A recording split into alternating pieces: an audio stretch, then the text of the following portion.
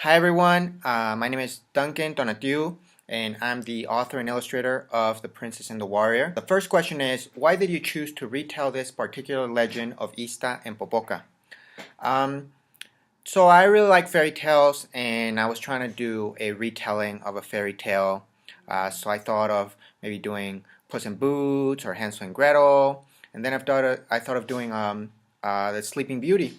And when I thought of Sleeping Beauty, I thought of the Sleeping Woman, La Mujer Dormida, which is a volcano in near Mexico City, and I thought of the legend of the two volcanoes. At first, when I thought of doing the book, I was thinking of all these stories that come from Europe, from European traditions, and I was happy I recalled a story that comes from my Mexican heritage, from my background.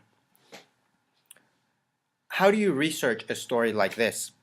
Um, well, first I read different books that included the story, but every version I read of the legend of the two volcanoes was a little bit different, because it's a story that comes from the oral tradition. The person that came up with this story didn't write it.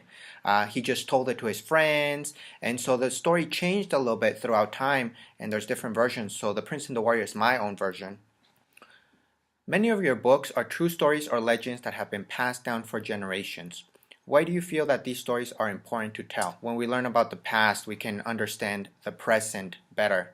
And some of the books that I have done deal with the accomplishments of Latinos, or with the art, or with stories that are important to Latinos. And so my hope is that Latino children nowadays, when they learn these stories, when they found out, when they read these books, they will feel proud of their heritage. And kids that are non-Latino, when they read these books, hopefully they'll learn about maybe one of their classmates' culture, and understand where he's coming from better, and just know more about each other. When you create a story where you are both the author and illustrator, how do you begin? Do you first start with the illustrations or the text? Usually I first start with the text. I write the story down, but I always have in mind some of the drawings. And so I'll show you some examples. What I do first is I'll write the story, kind of like this.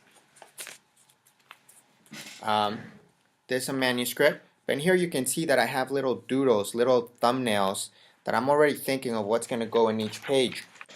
And then after that, I start doing drawings for the whole book. And finally, the last question is, what advice would you give to our young authors and illustrators as they learn to improve their skills?